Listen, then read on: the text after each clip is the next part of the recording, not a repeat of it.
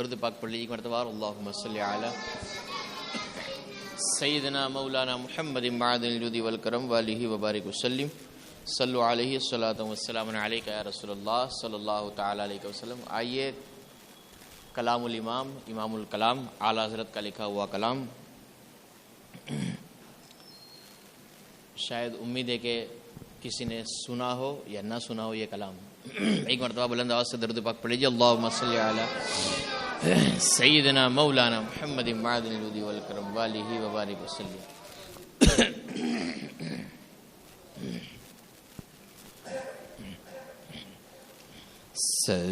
سرتاب قدم ہے سرتاب قدم ہے تن سلطان زمن پول سرتاب قدم ہے تن سلطان زمن پول رب پول دہن پول لب پول دہن پول زقن پول بدن پول لب پول دہن پول زقن پول بدن پول سرتاب قدم ہے تن کا بھی ہمارے تو ہلائے نہیں ہلتا تن کا بھی ہمارے تو ہلائے نہیں ہلتا تم چاہو تو ہو جائے تم چاہو تو ہو جائے ابھی کو ہے محل پھول تم چاہو تو ہو جائے ابھی کو ہے محل پھول سرتاب قدم ہے واللہ جو مل جائے میرے گل کا پسینہ واللہ جو مل جائے میرے گل کا پسینہ مانگے نہ کبھی عطر مانگے نہ کبھی عطر نہ پھر چاہے دولل پھول مانگے نہ کبھی عطر نہ پھر چاہے دولل پھول سرتاب قدم ہے گرمی یہ قیامت ہے کہ کانٹے ہے زباں پر گرمی یہ قیامت ہے کہ کانٹے ہے زباں پر بلبل کو بھی ایسا یہ بلبل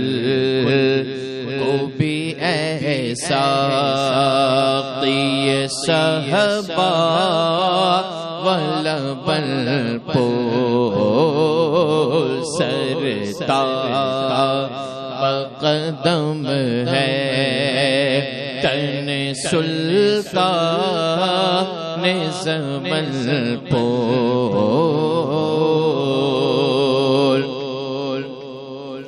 ہے کون کے گریا کرے یا فاتحہ کو آئے ہے کون کے گریا کرے یا فاتحہ کو آئے بے کس کے اٹھائے بے کس کے اٹھائے تیری رحمت کے برن پول بے کس کے اٹھائے تیری رحمت کے برن پول سرتا قدم ہے کیا بات رضا اس چمنستان نے کرم کی کیا بات رضا اس چمنستان نے کرم کی زہرا ہے کلی جس میں زہرا ہے کلی جس میں حسین اور حسن پھول زہرا ہے کلی جس میں حسین اور حسن پھول سرتا بقدم ہے تن سلطان زمن پول لب پول دہن پول زقن پول بدن پول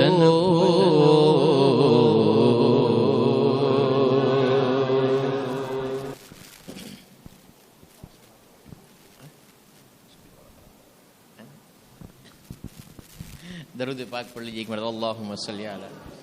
سکون سے پڑھنا اچھا فمولانا محمد معدن الجود والکرم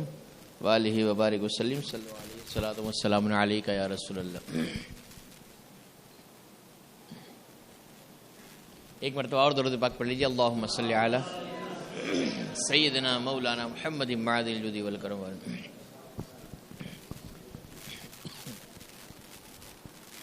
ذرے جھڑ کر تیری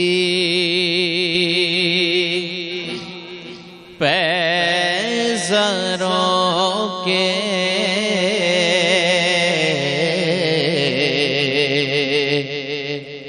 ذرے جھڑ کر تیری پیزاروں کے ذرے جھڑ کر تیری پیزاروں کے تاج سر بنتے ہیں سیاروں کے تاج سر بنتے ہیں سیاروں کے ذرے جھڑ کر تیری پیزاروں کے میرے آقا کا وہ در ہے جس پر کہ میرے آقا کا وہ در ہے جس پر میرے آقا کا وہ در ہے، جس پر میرے آقا کا وہ در ہے، جس پر ماتھے گھس جاتے ہیں سرداروں کے ماتھے گھس جاتے ہیں، سرداروں کے ذرے چڑھ کر تیری بیزاروں کے مجرموں چشم تبسم رکھو کہ مجرموں چشم تبسم رکھو، مجرموں چشم تبسم رکھو، مجرموں چشم تبسم رکھو، پھول بن جاتے ہیں انگاروں کے، پھول بن جاتے ہیں انگاروں کے ذرے چڑھ کر تیری پیزاروں کے جانو دل تیرے قدم پروارے،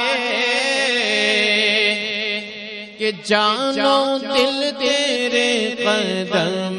پروارے، جانو دل تیرے قدم پروارے، جانو دل تیرے قدم پروارے، کیا نصیب ہے تیرے یاروں کے، کیا نصیب ہے تیرے یاروں کے ذرے چڑھ کر تیری بیزاروں کے صدیق صداقت زندہ باد، فاروق کی عدالت زندہ باد، عثمان کی سخاوت زندہ باد، حیدر کی شجاعت زندہ باد، صدق و عدل و کرم و ہمت میں، صدق و عدل و کرم و ہمت میں، صدق و عدل و کرم و ہمت میں، صدق و عدل و کرم و ہمت میں، چار سو شہرے ہے ان چاروں کے، چار سو شہرے ہے ان چاروں کے، ذرے چڑھ کر تیری بیزاروں کے بہر تسلیم علی علی مولا مولا مولا علی، بہر تسلیم علی میدان میں، کہ بہر تسلیم علی میدان میں، بہر تسلیم علی میدان میں، بہر تسلیم علی میدان میں، سر جھکے رہتے ہیں تلواروں کے، سر جھکے رہتے ہیں تلواروں کے، ذرے چڑھ کر تیری بیزاروں کے کیسے آقا کا بندہ رضا، کیسے آقا کا بندہ رضا، کیسے آقا کا بندہ ہوں رضا، کیسے آقا کا بندہ ہوں رضا، بول والے میرے سرکاروں کے بول والے میرے سرکاروں کے ذرے چڑھ چڑھ تیری پیزاروں کے تاج سر برتے ہیں، سیاروں کے تاج سر برتے ہیں، سیاروں کے۔ درود پاک پڑھ لیجیے مرحبا، اللہم صلی علی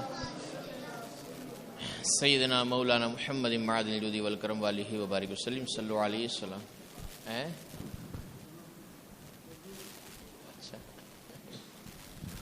درود پاک پڑھ لیجیے مرتبہ، اللہم صلی علی، چمک اس سے پات والہ وبارک وسلم۔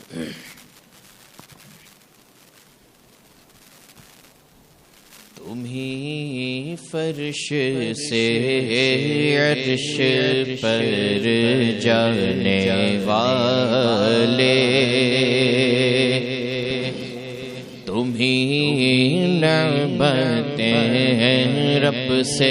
دلوانے والے، تیرے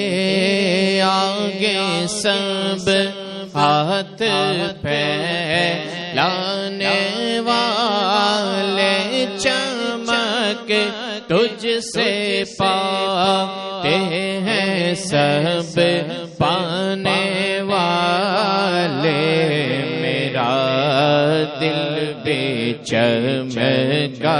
دے چمکانے والے، میرا دل بھی چمکا دے والے، بے مثل تیرا کرم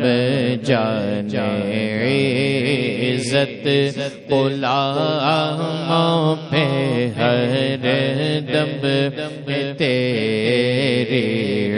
عنایت، وہ گلشن ہو صحرا ہو دریا کے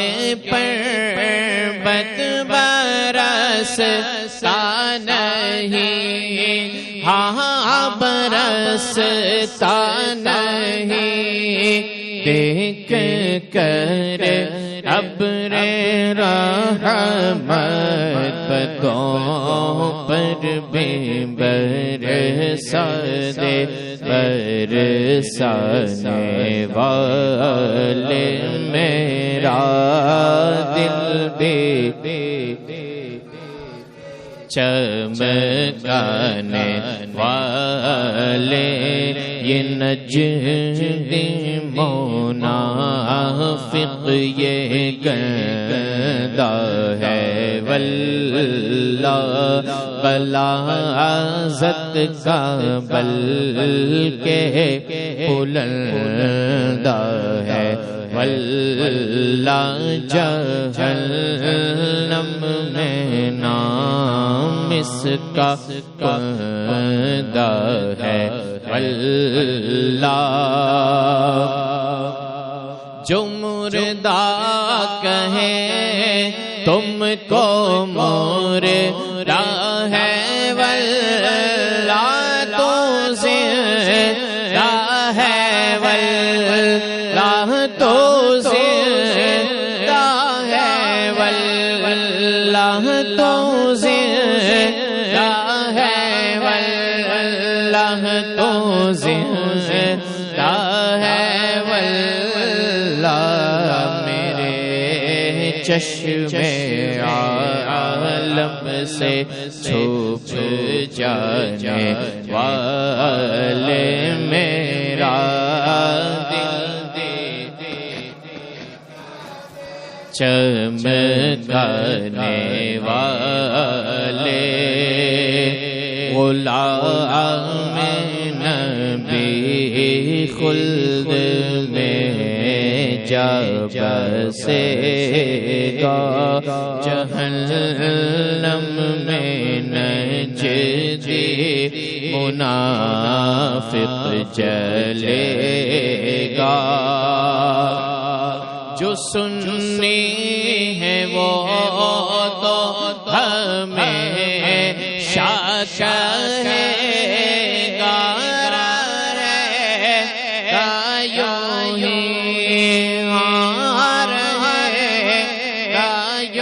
ہی ان کا چرچا رہے گا، بڑے خاک ہو جائے جل جانے والے، بڑے خاک ہو جائے جل جانے والے، میرا دل بھی چمکا دے گانے والے صدا گیت ان کی محبت میں گانا، جگر نجدیوں کے یوں ہی تم جلانا، عبید رضا ان سے تو کانا رضا کا یہ پیغام نہ بھول جانا، رضا نفس دشمن ہے دم میں نانا، کہاں تم نے دیکھے چندرانے والے، کہاں تم نے دیکھے چندرانے والے، چمک تجھ سے پاتے ہیں سب پانے والے، میرا دل بھی چمکا دے چمکانے والے۔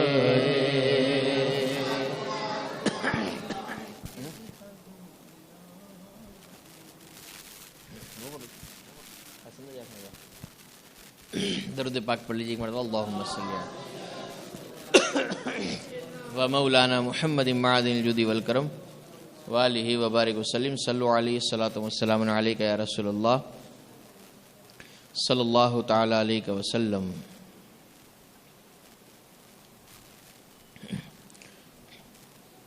ایک مرتبہ اور درود پاک پڑھ لیجیے، اللہم صلی علی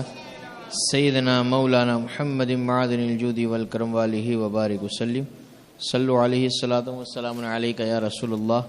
صلی اللہ تعالی علیہ وسلم۔ اللہم صلی علی سیدنا مولانا محمد معدن الجود والکرم وآلہ وبارک وسلم۔ پھر کبھی پڑھ لیں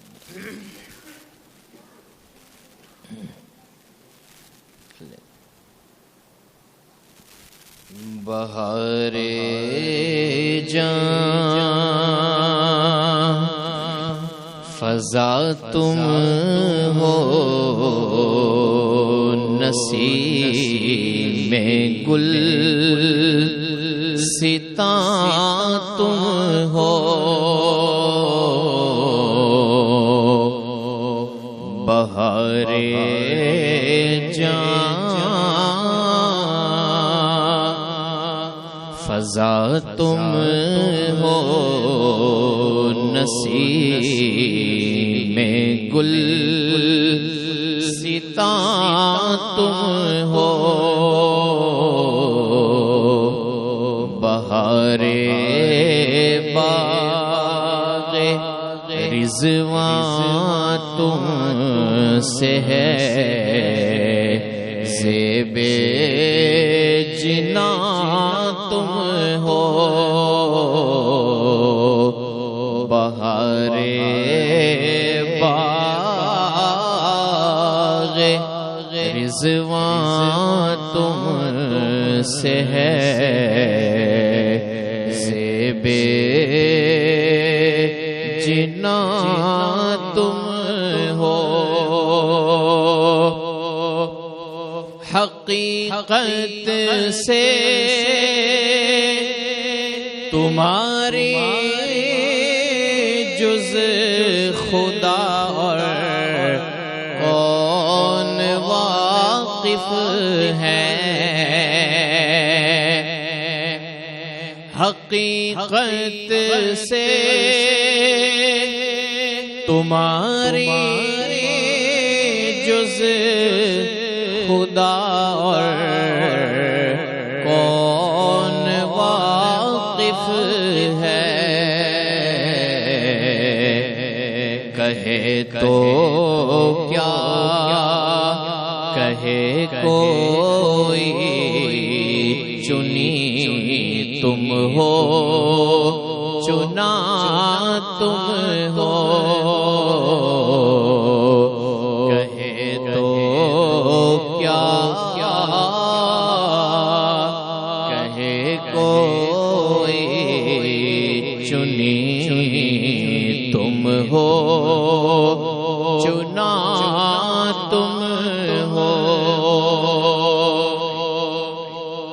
خدا کی سلطنت کا دو جہاں میں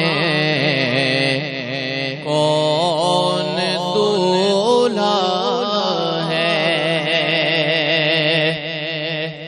یا رسول اللہ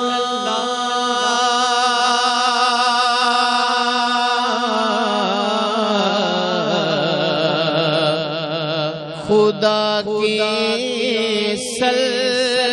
سلطنت کا دو جہاں میں کون دولہا ہے تم ہی تم ہو تم ہی تم ہو یہاں تم ہو وہاں تم ہو تم ہی تم ہو تم ہی تم ہو یہاں تم ہو وہاں تم ہو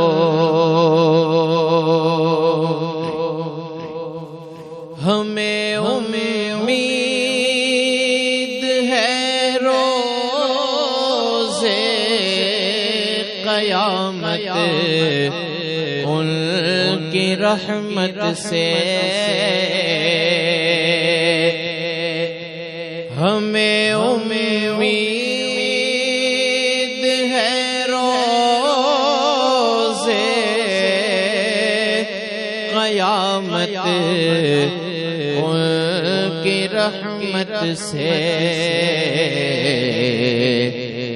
فرمائے ادھر آؤ نہ مایوس از جنا تم ہو کہ فرمائے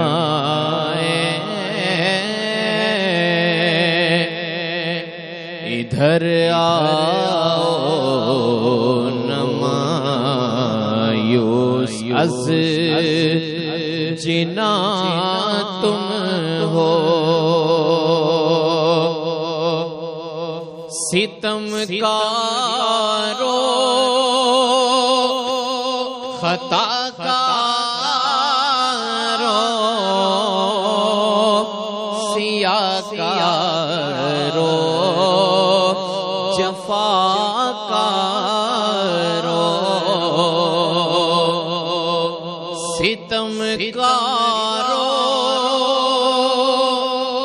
خطا کارو سیاہ کارو جفا کارو ہمارے دامن رحمت میں آ جاؤ کہاں تم ہو ہمارے دامن رحمت میں آ جاؤ کہاں تم ہو ریاضت کے یہی دل ہے بڑھاپے میں کہاں ہمت ریاضت کے یہی دل ہے بڑھاپے میں کہاں ہمت جو کچھ کرنا ہے ابھی کر لو ابھی نوری جوان تم ہو جو کچھ کرنا ہے ابھی کر لو ابھی نوری جوان تم ہو فقط نسبت کا جیسا ہو حقیقی نوری ہو جاؤ فقط نسبت کا جیسا ہو حقیقی نوری ہو جاؤ مجھے جو دیکھے کہہ اٹھے میاں نوری میاں تم ہو مجھے جو دیکھے کہہ اٹھے میاں نوری میاں تم ہو بہارے جان فضا تم ہو نسیم گل ستا تم ہو بہارے باغ رضوان تم سے ہے زیب جنا تم ہو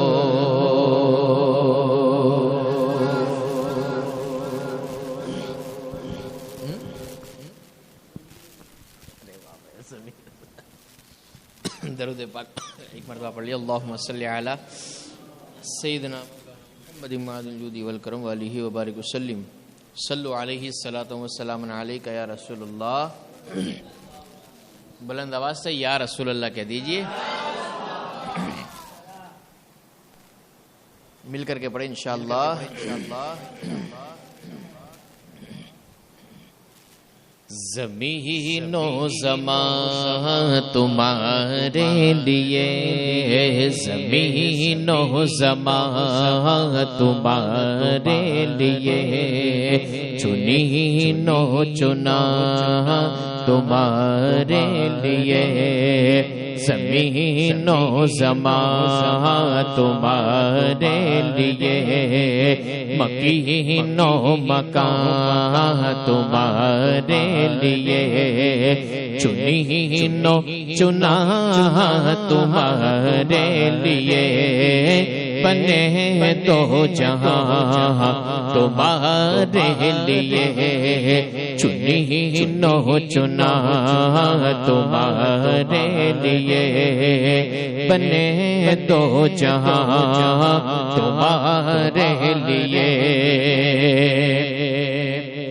دہن میں زباں تمہارے لیے، بدن میں ہے جان تمہارے لیے، ہمارے یہاں تمہارے لیے، اٹھے بھی وہاں تمہارے لیے، فرشتے خدم رسول حشم تمام امم غلام کرم، وجود و عدم حدث و قدم جہاں میں آیا تمہارے لیے، کلیم و نجی مسیح و صفی خلیل و رضی رسول نبی، عتیق و وسیع غنی و علی، ثنا کی زبان تمہارے لیے، تمہارے لیے،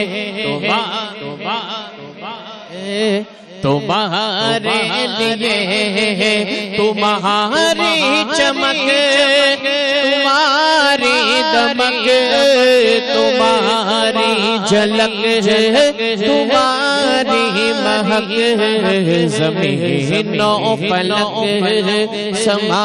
کو سمک، مسیح کا نشان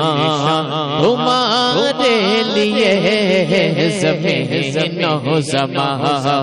تمہارے لیے، مکین و مکان تمہارے لیے، چنین و چنا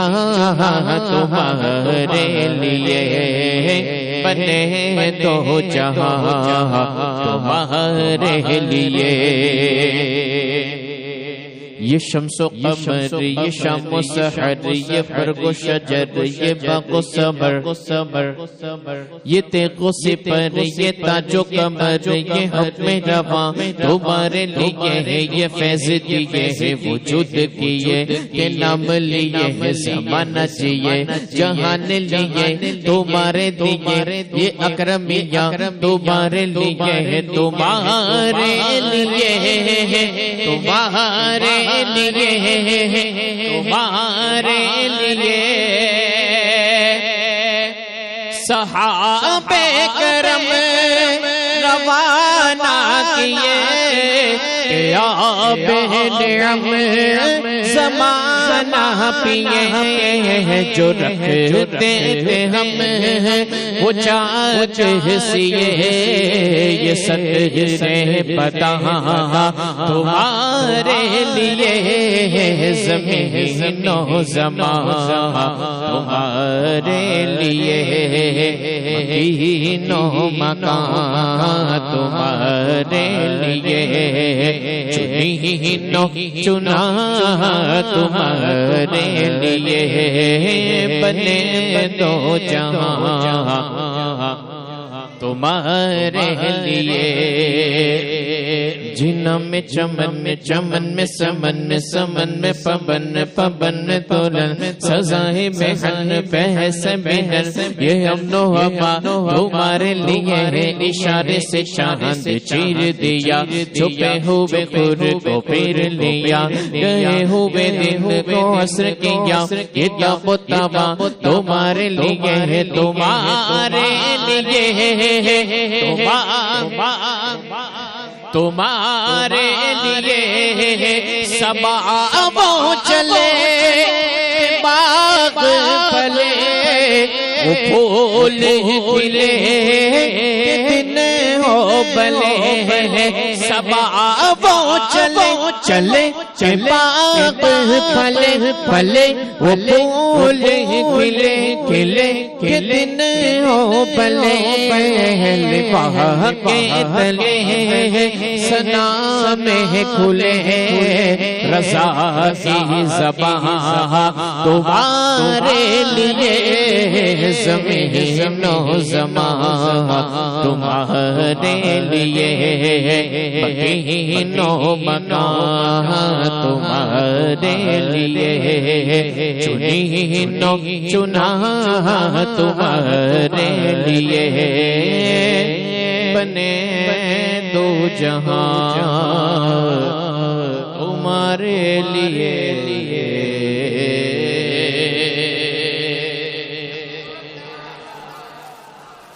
درود پاک پڑھ لیجیے مرتبہ اللہم صلی علی منقبت پڑھیں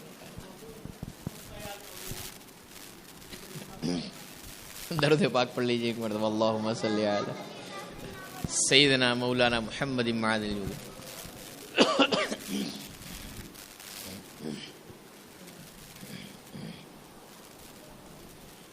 بڑے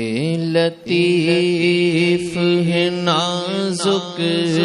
سے گھر میں رہتے ہیں بڑے لطیف ہے نازک سے گھر میں رہتے ہیں بڑے لطیف ہے نازک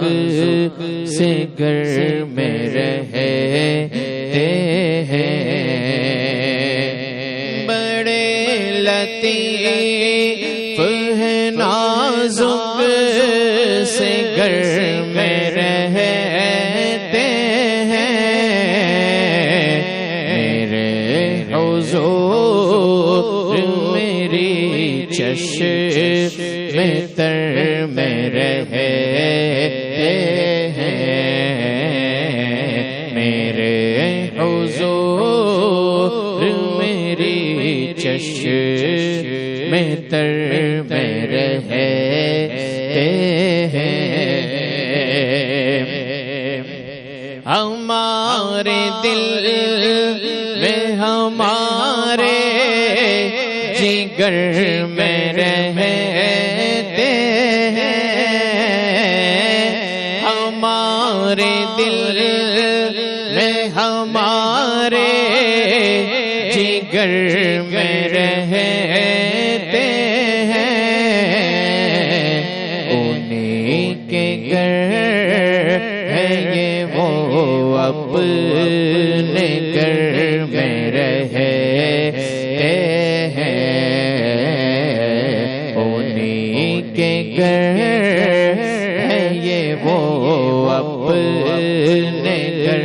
میں رہتے ہیں اور مقام ان کا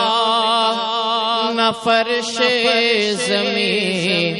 نہ عرش بری مقام ان کا نہ فرش زمین نہ عرش بری وہ اپنے چاہنے والوں کے گھر میں رہتے ہیں وہ اپنے چاہنے والوں کے گھر میں رہتے ہیں خدا کے نور کو اپنی طرح سمجھتے ہیں خدا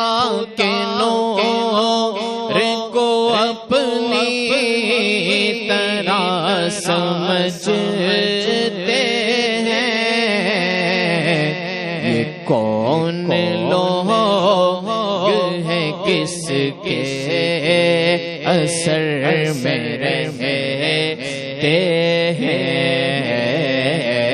یہ کون لوگ ہے کس کے اثر میں رہتے ہیں یقین والے کہاں سے چلے کہاں پہنچے یقین والے کہاں سے چلے کہاں پہنچے جو اہل شک ہے اگر میں مگر میں رہتے ہیں جو اہل شک ہے اگر میں مگر میں رہتے ہیں جو اختر ان کے تصور میں صبح و شام کرے جو اختر ان کے تصور میں صبح و شام کرے کہیں بھی رہتے ہو طیبہ نگر میں رہتے ہیں کہیں بھی رہتے ہو طیبہ نگر میں رہتے ہیں بڑے لطیف ہیں نازک سے گر میں رہتے ہیں میرے حضور میری چشم تر میں رہتے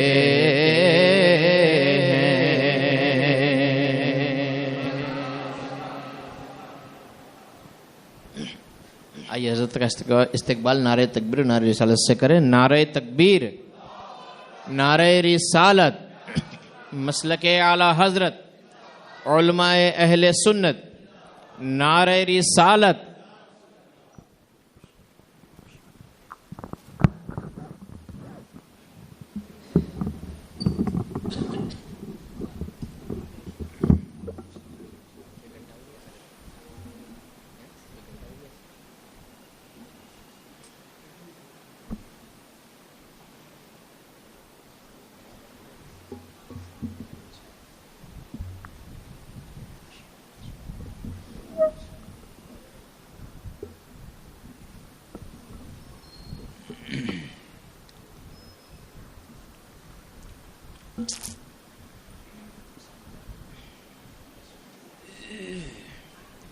السلام علیکم ورحمۃ اللہ وبرکاتہ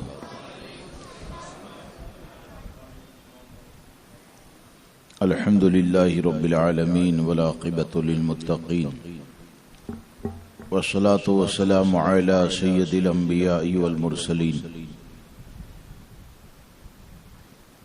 وعلى آله الطيبين وصحبه الطاهرين وعلى من سلك مسالكهم إلى يوم الدين أما بعد فأعوذ بالله من الشيطان الرجيم بسم الله الرحمن الرحيم يا أيها النفس المطمئنة ارجعي إلى ربك راضية مرضية فادخلي في عبادي وادخلي جنتي صدق الله العظيم إن الله وملائكته يصلون على النبي يا أيها الذين آمنوا صلوا عليه وسلموا تسليما اللهم صل وسلم عدل الجود والكرم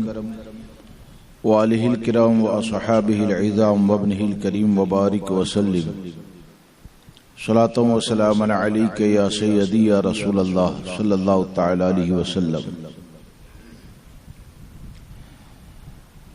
سامعین کرام و رفیقان گرامی،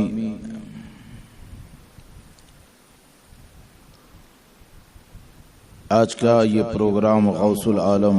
تارک السلطنت سرکار سیدنا مخدوم اشرف جہانگیر سمنانی رضی اللہ تبارک و تعالیٰ عنہ اور سرکار سیدنا میر علی داتار رحمت اللہ تعالیٰ علیہ کی طرف منسوب ہے۔ میں چند باتیں آپ کے سامنے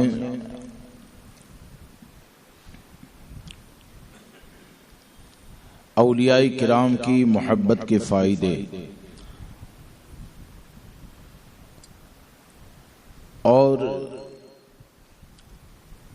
ولی کسے کہتے ہیں اور تعلیمات اولیاء کی روشنی میں ہم کو کیسے لوگوں کے قریب رہنا چاہیے، وہ چند باتیں عرض کروں گا، اور سرکار مخدوم اشرف جہانگیر سمنانی رضی اللہ تبارک و تعالیٰ عنہ کے حوالے سے کل کے بیان میں کچھ عرض کیا جائے گا۔ اللہ تبارک و تعالیٰ ہم کو، ہماری قیامت تک آنے والی نسلوں کو ان کی محبت میں جلائے اور انہی کی محبت میں موت نصیب فرمائے،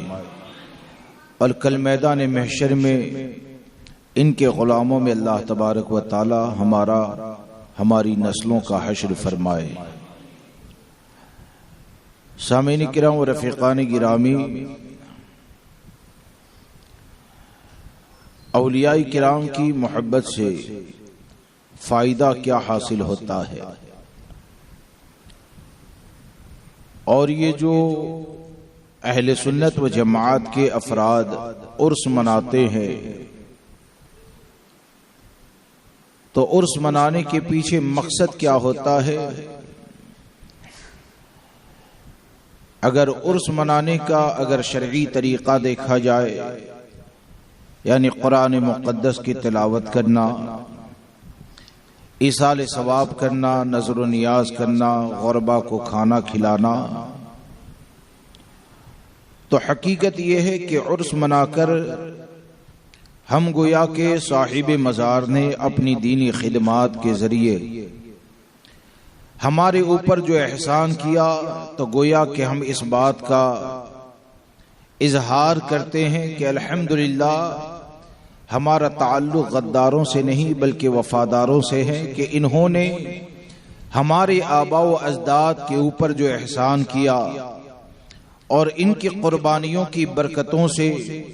رب تبارک و تعالی نے ہم کو جو ایمان والوں کے گھر میں پیدا فرمایا،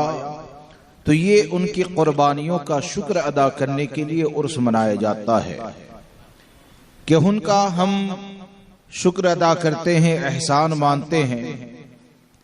اب آپ دیکھیں کہ مزارات اولیاء کو حیثیت کیا حاصل ہے، اور مزارات اولیاء پر بیٹھنے والا حقیقت تو یہ ہے کہ اگر شریعت مطہرہ کی پابندی کے ساتھ اگر کوئی مزارات اولیاء پر حاضری دیتا ہے نا، تو اس بات کا یقین رکھے کہ ولی کی بارگاہ میں بیٹھنے والا کبھی بھی بدبخت نہیں ہوتا۔ ولی کی بارگاہ میں بیٹھنے والا کبھی بھی بدبخت نہیں ہوتا، بلکہ یہ کہ ان کی قربت کا یہ نتیجہ ہوتا ہے کہ اللہ تبارک و تعالیٰ اسے نیک بخت بنا دیتا ہے، اس کی برائیوں کو دور فرما دیتا ہے۔ اب آج تو حالات ایسے ہیں کہ معاذ اللہ رب العالمین جس جگہ پر اولیاء کرام آرام فرما ہے، ان کی شان میں گستاخی کر کے لوگوں کے ذہن کو خراب کرنے کی کوشش کی جاتی ہے، اور یہاں تک کہہ دیا جاتا ہے کہ غیر مسلم جو بتوں کی پوجا کرتے ہیں وہ کھڑا بت ہے،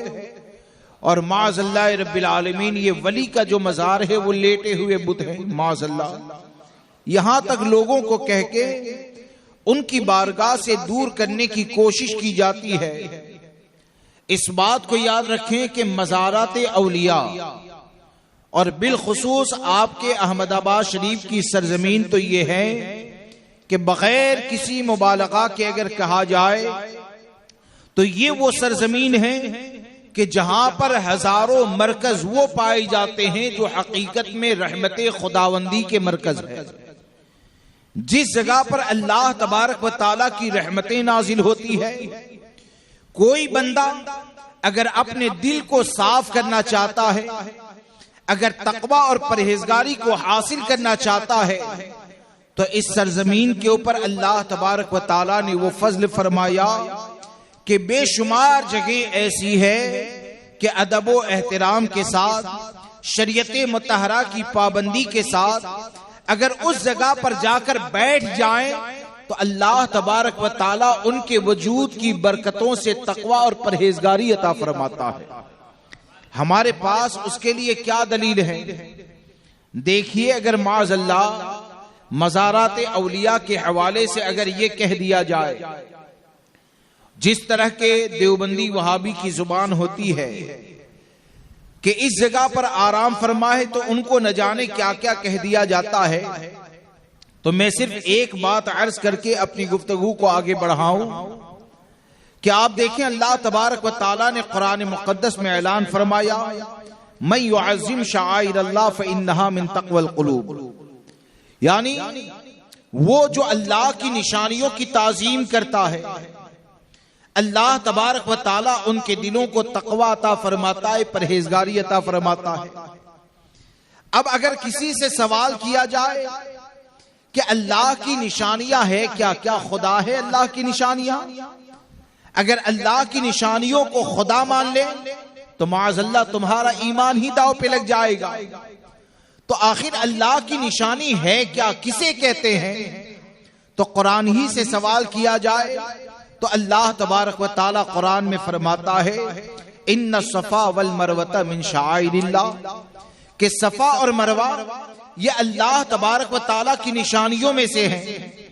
اب اگر کسی سے سوال کریں کہ صفا اور مروہ کسے کہا جاتا ہے،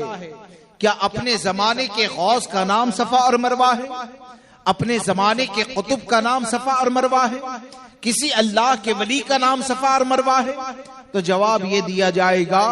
کہ صفا اور مروہ یہ پہاڑ کو کہا جاتا ہے، یہ پتھر ہے۔ تو سوال یہ پیدا ہوتا ہے کہ صفا اور مروہ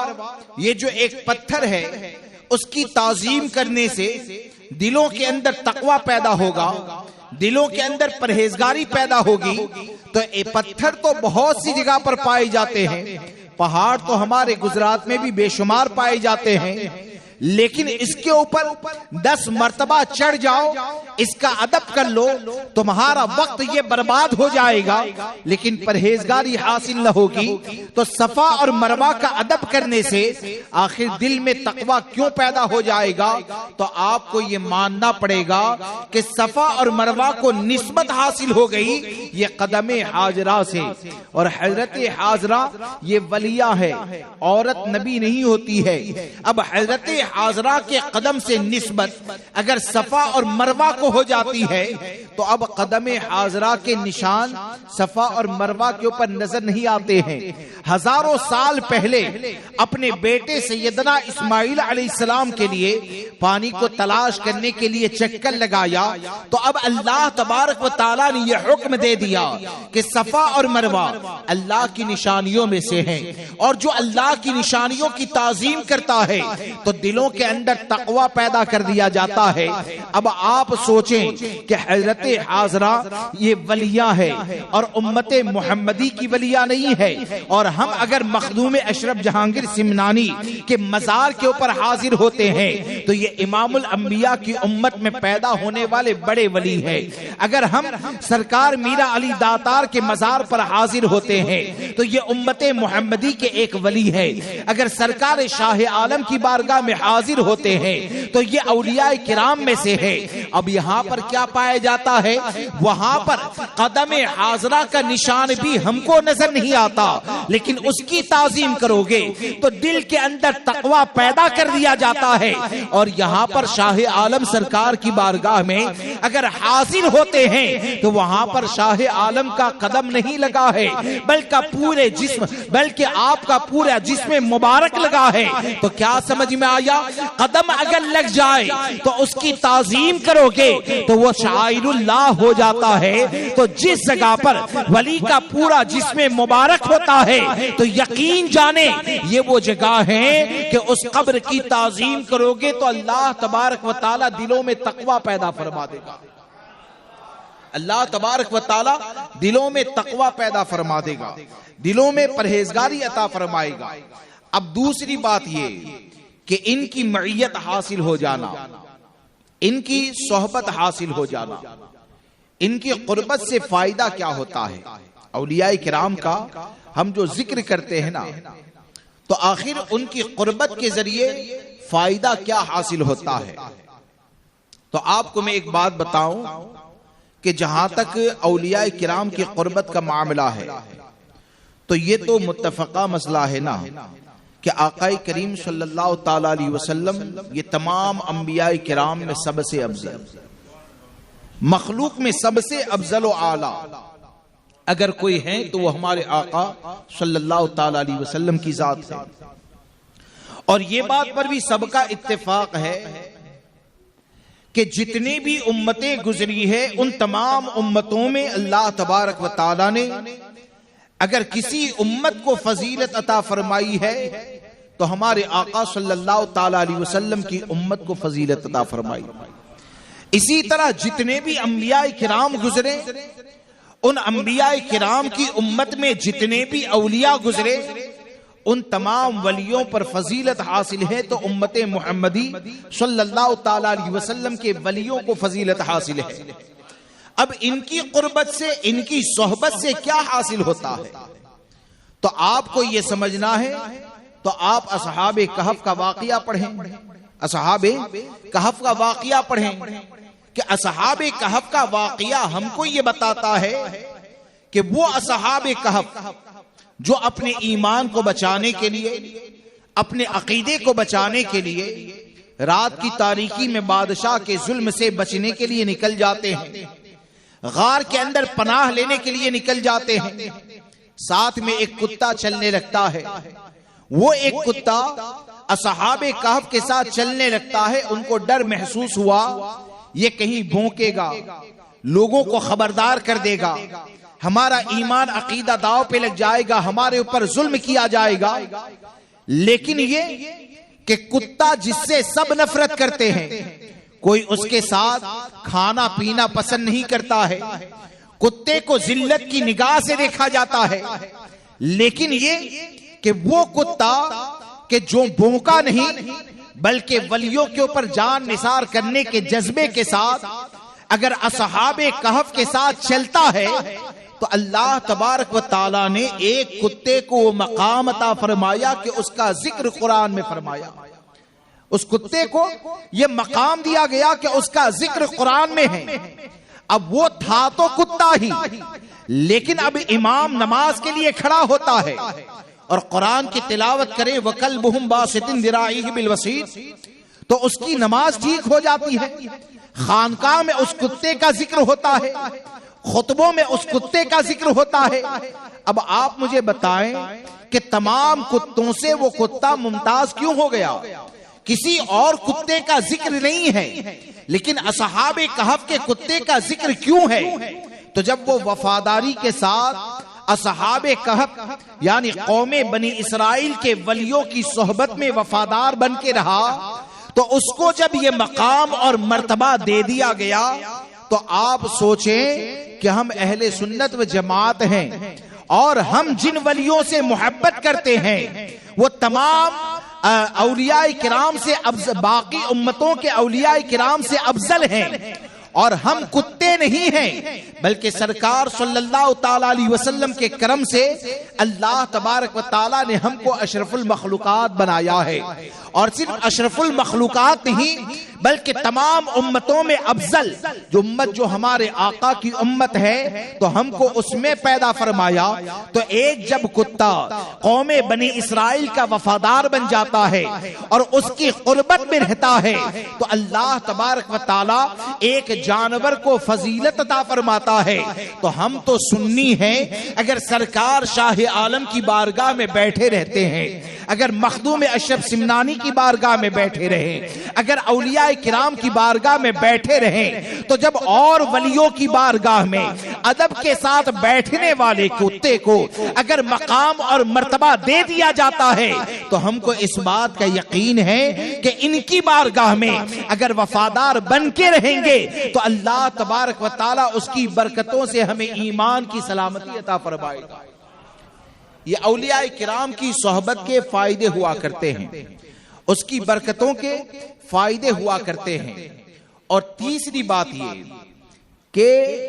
اولیاء کرام سے محبت کرنے کا فائدہ کیا ہوتا ہے؟ اولیاء کرام سے محبت کرنے کا فائدہ کیا ہوتا ہے؟ ولی سے ہماری محبت یہ اللہ و رسول کی رضا کے لیے ہے۔ ولی سے ہماری محبت یہ اللہ و رسول کی رضا کے لیے ہے۔ اور جو نیک لوگوں کے ساتھ محبت کرتا ہے نا، نیک لوگوں کے ساتھ محبت کرتا ہے، تو حدیث پاک میں کیا ہمارے آقا نے یہ نہیں فرمایا کہ المرء مع من احب، کہ لوگوں کو میدان محشر میں اس کے ساتھ اٹھایا جائے گا، اس کے ساتھ رکھا جائے گا جس سے وہ دنیا میں محبت کرتا تھا، جس سے وہ دنیا میں محبت کرتا تھا۔ اور اس کی معیت کا فائدہ تو یہ ہوتا ہے کہ میدان محشر میں جب ہمارے ماں باپ ہم سے دوری اختیار کر لیں گے، ہمارے بھائی ہم سے دوری اختیار کر لیں گے، ہمارے رشتہ دار جب ہم سے دوری اختیار کر لیں گے، یعنی وہ لوگ، وہ عزیز و اقربا جنہوں نے دنیا میں ہم کو نبھایا، لیکن یہ کہ میدان محشر میں جب رشتہ دار بھاگتے نظر آئیں گے تو وہاں پر یہ اولیاء کرام کا معاملہ یہ ہوگا کہ قرآن مقدس میں اللہ تبارک و تعالی نے ارشاد فرمایا الاخلاء یومئذ بعضهم لبعض عدو الا المتقون، یعنی دوست آپس میں عنقریب دشمن ہو جائیں گے، لیکن کون دشمن نہ ہوگا؟ اللہ تبارک و تعالی نے جسے متقی بنایا ہے۔ اب آپ مجھے بتائیں کہ جو ولی ہوتا ہے تو ولی تو وہی ہوتا ہے الذین آمنوا وکانوا یتقون، جو ایمان والا ہے، جو تقوی والا ہے، اسی کو ولایت کا مرتبہ عطا کیا جاتا ہے۔ یعنی اس سے یہ سمجھ میں آیا کہ جتنے بھی اولیاء کرام ہیں، تمام کے تمام اولیاء کرام یہ متقی ہیں۔ اور جب رب تبارک و تعالی نے یہ اعلان فرما دیا کہ دوست آپس میں دشمن ہو جائیں گے، لیکن کام آنے والا کون ہے میدان محشر میں؟ تو کام آنے والے متقی ہیں۔ تو الحمدللہ مخدوم اشرف سمنانی یہ بھی اپنے زمانے میں تقوی والوں کے امام ہے، سرکار شاہ عالم یہ بھی متقی ہے، حضرت میر علی داتار یہ بھی متقی ہے۔ جب ہم ان سے محبت کرتے ہیں اور میدان محشر میں اگر ان کے ساتھ حشر ہو جائے تو یہ یقینی بات ہے کہ اللہ ان کے صدقے میں ہمیں جنت کی نعمتیں عطا فرمائے گا۔ ہم جب ان سے محبت کرتے ہیں تو میدان محشر میں جہاں پر رشتہ دار بھاگتے ہوئے نظر آئیں گے، وہاں پر معاملہ یہ ہوگا کہ یہ اولیاء کرام ہیں جو اپنے دامن کرم میں ہم کو جگہ عطا فرمائے گا۔ اور کیسی جگہ عطا فرمائیں گے؟ ایک حدیث پاک میں یہاں تک آیا، لوگ یہ کہتے ہیں آقا کریم صلی اللہ تعالی علیہ وسلم کے اختیار کے اوپر اعتراض کرتے ہیں دنیا کے معاملات، حالانکہ میدان محشر میں نیک لوگوں کا جو مقام اور مرتبہ ہوگا نا، آقا کریم صلی اللہ تعالی علیہ وسلم وہ تو سب کے سردار ہیں،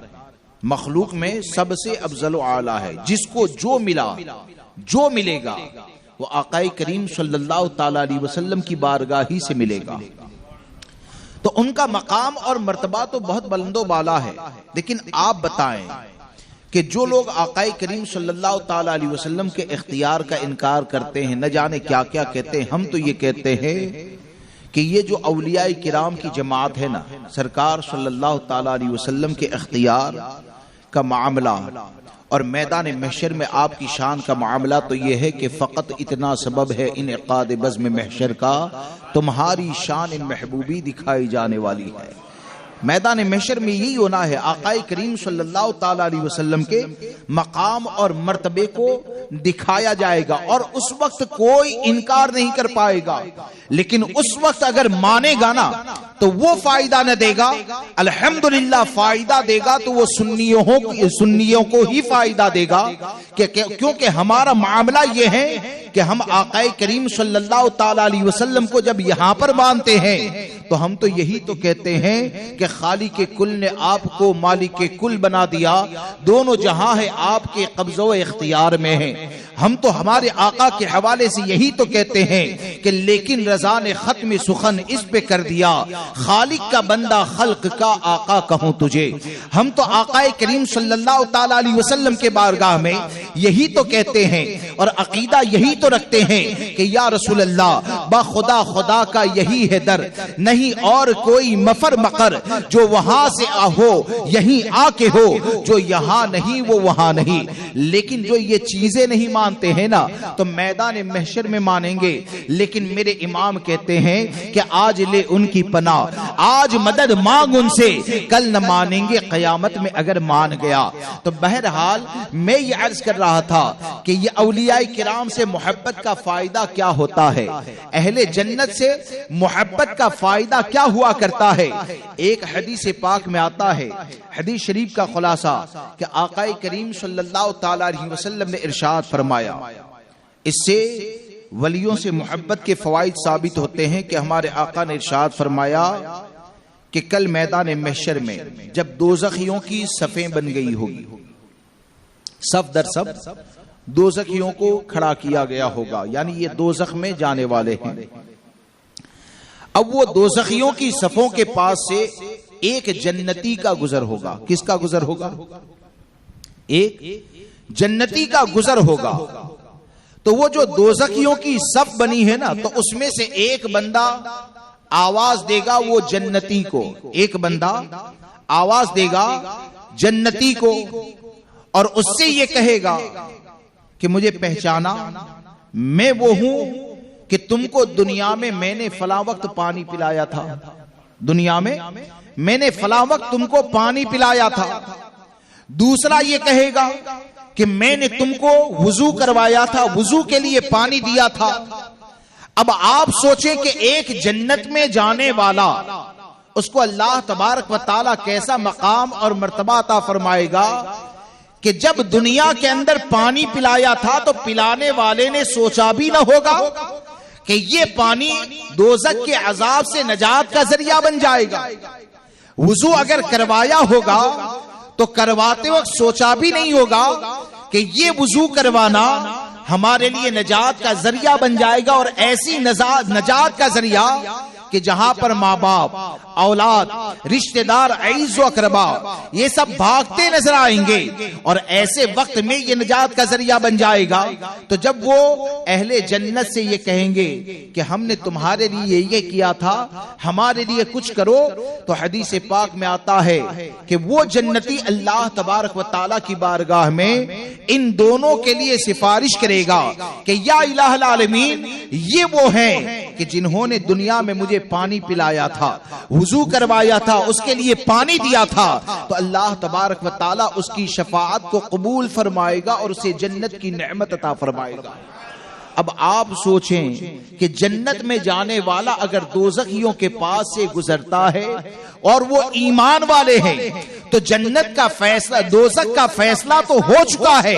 لیکن یہ کہ جنتی کا مقام اور مرتبہ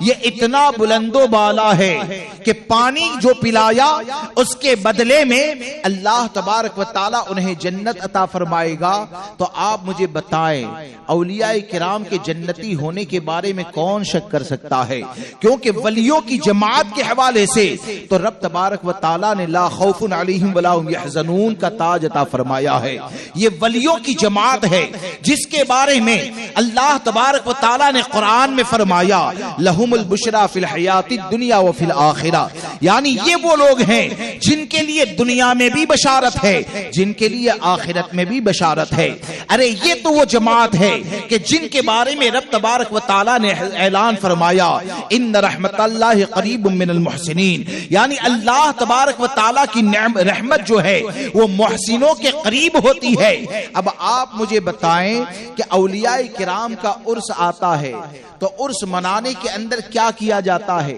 عرس منانے میں اگر کیا جاتا ہے تو جیسے کہ سرکار شاہ عالم رحمت اللہ تعالی علیہ کا عرس آیا تو ہم کیا کرتے ہیں؟ ہمارا معاملہ یہ ہوتا ہے کہ کسی غریب آدمی کو سرکار شاہ عالم کے نام کے اوپر کھانا کھلا دیا جاتا ہے، یا سرکار شاہ عالم کے نام کے اوپر ایصال ثواب کر دیا جاتا ہے، یا مخدوم اشرف جہانگیر سمنانی کے نام کے اوپر ایصال ثواب کر دیا جاتا ہے، یا مخدوم اشرف جہانگیر سمنانی کا اگر عرس مبارک آ جائے تو آپ کا ذکر خیر کیا جاتا ہے۔ ارے جب حدیث پاک میں یہ آتا ہے کہ عند ذکر الصالحین تنزل الرحمہ، یعنی جب اللہ تبارک و تعالیٰ کے نیک بندوں کا ذکر کیا جاتا ہے تو رحمت خداوندی نازل ہوتی ہے۔ تو اب اگر کوئی اللہ کے نیک بندوں کے ذکر کا اہتمام کرتا ہے اور اسے بھی اگر کوئی کہے کہ یہ بدعتی ہونے کا کام کرتے ہیں، یہ تو گمراہیت کا کام کرتے ہیں، تو ہم کو تو شریعت یہ بتاتی ہے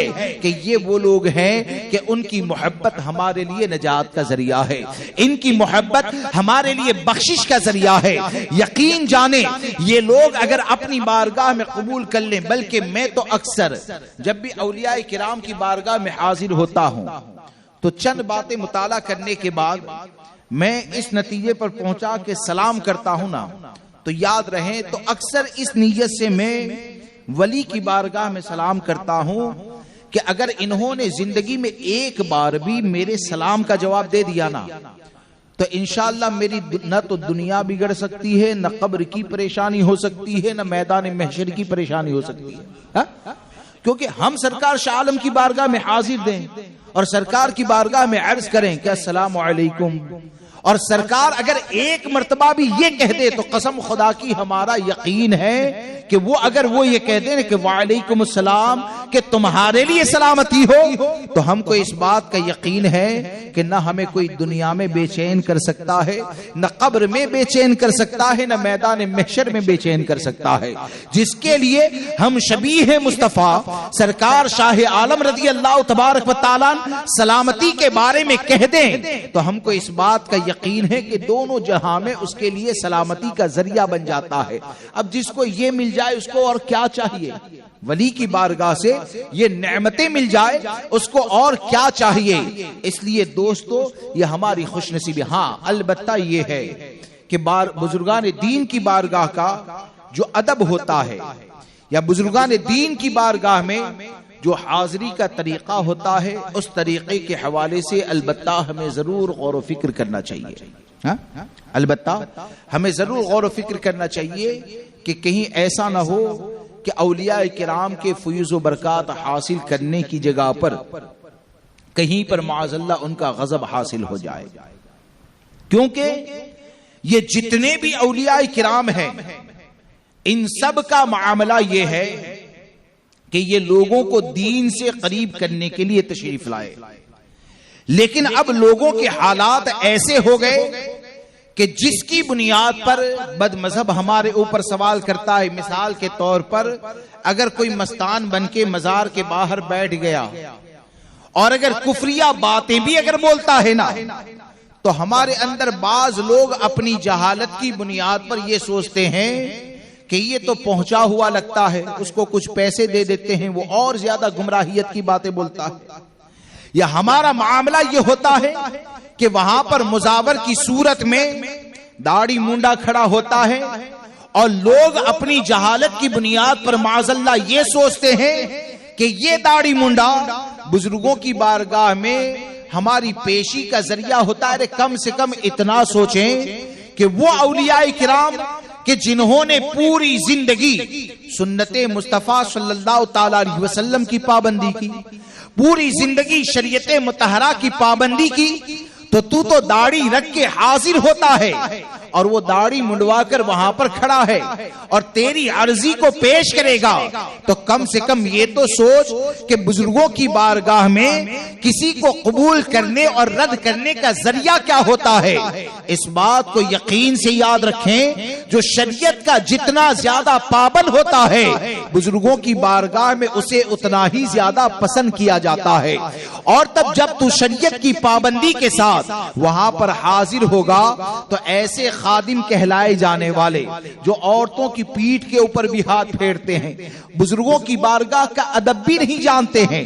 آپ مجھے بتائیں کہ کیا اولیاء کرام اگر حیات ظاہری کے اندر ہوتے تو کیا ایسے نکموں کو اپنی قربت کے اندر کھڑا رکھتے؟ یقیناً برداشت ہی نہیں کر سکتے تھے. تو اس لیے یاد رکھیں کہ ایسے لوگوں کے حوالے سے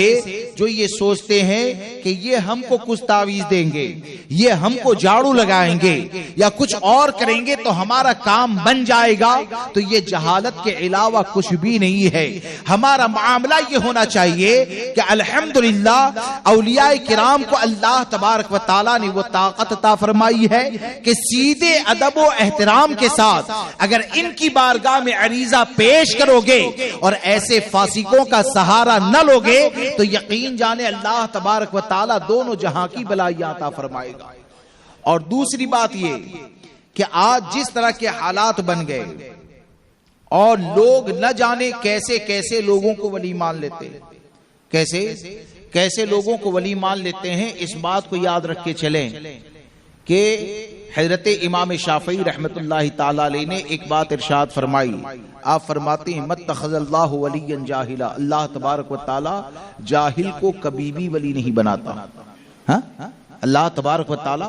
جاہل کو کبھی بھی ولی نہیں بناتا. اور آپ یہ جو پڑھتے ہیں نا کہ بہت سے اولیاء کرام ایسے گزرے ہیں کہ جن کو ایک رات میں یا ایک لمحے میں ولی بنا دیا گیا. تو اس بات کو یاد رکھیں کہ اللہ تبارک و تعالی اس بات پر قادر ہیں کہ وہ اگر چاہے تو ایک لمحے میں عالم بھی بنا دے اور ولایت کا مرتبہ بھی عطا فرمائے.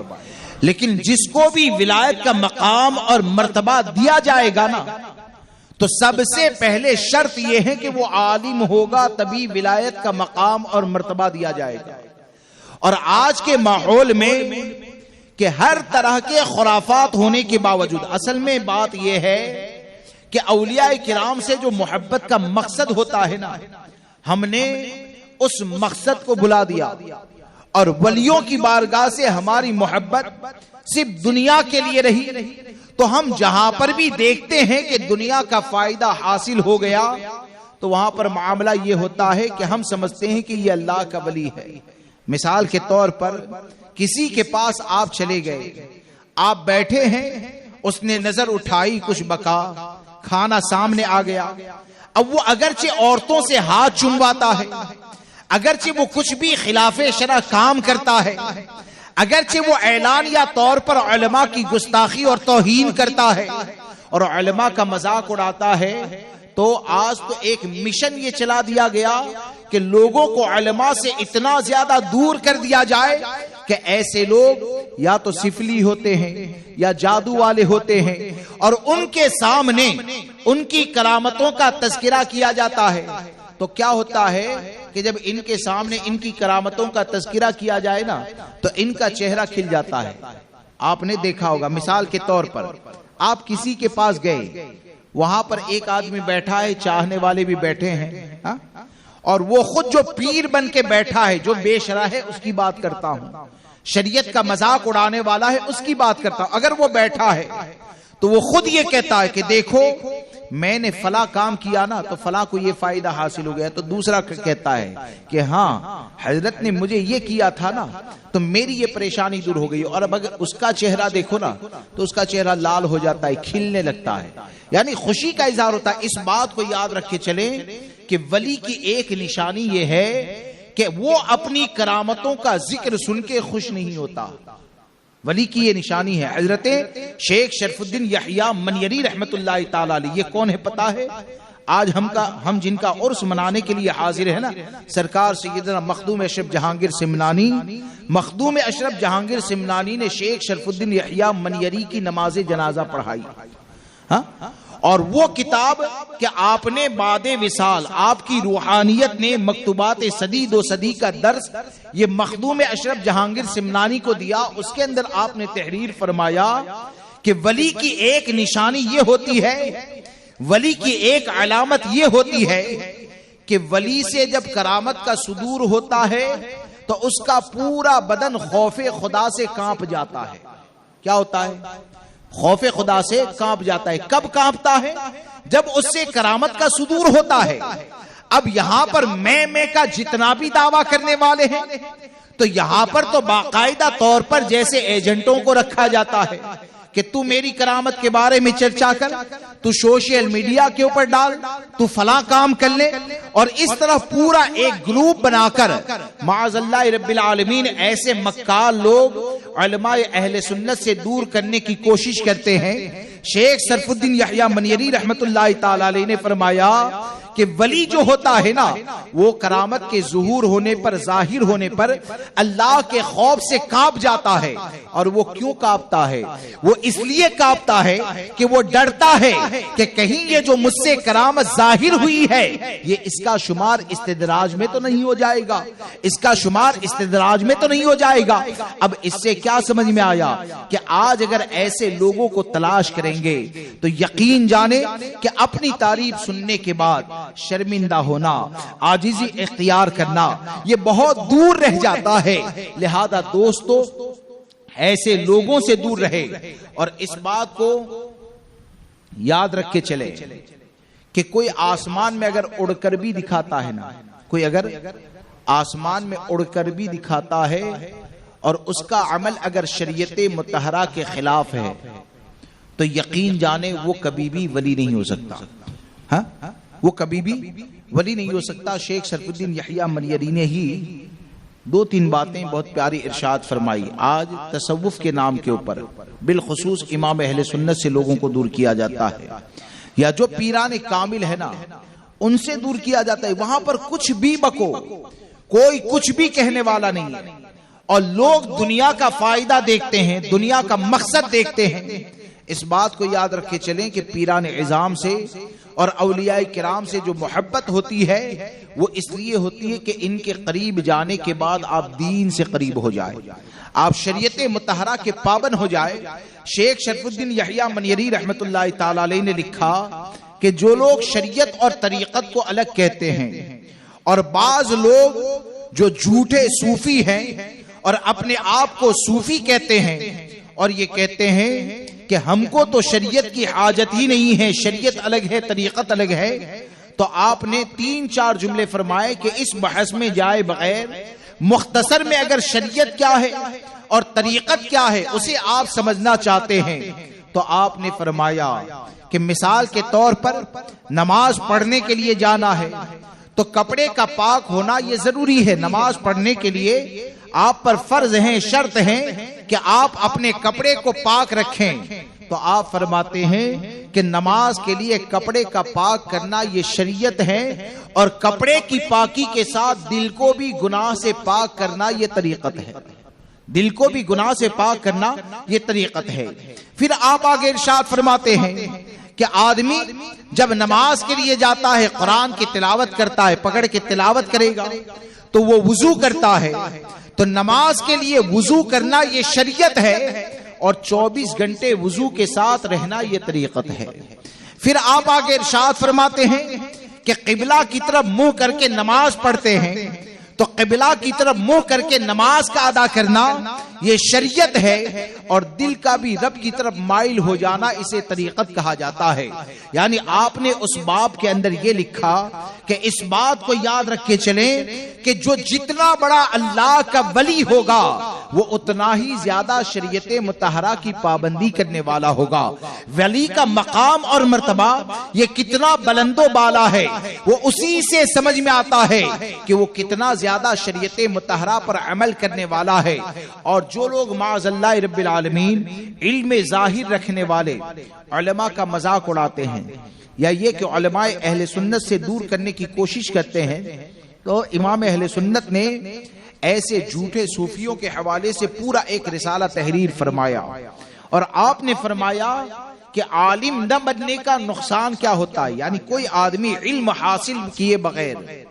اگر عبادت و ریاضت کرتا رہے تو اس کا نقصان کیا ہوتا ہے۔ جو ایسے جھوٹے صوفی ہونے کا دعویٰ کرتے ہیں، تو آپ نے 2-3 باتیں تحریر فرمائی، اس کو سماعت فرما لیں کہ امام اہل سنت نے فرمایا کہ ایک جگہ پر ایک آدمی نے اعلان کیا، لوگ اسے ولی ماننے لگے تھے، لوگ اسے ولی ماننے لگے تھے، اور اس نے اعلان کیا کہ میں روزانہ اللہ تبارک و تعالیٰ کا دیدار کرتا ہوں۔ اس نے اعلان کیا کہ روزانہ رات میں سمندر پر جاتا ہوں، عبادت کرتا ہوں، اللہ تبارک و تعالیٰ کا دیدار کرتا ہوں۔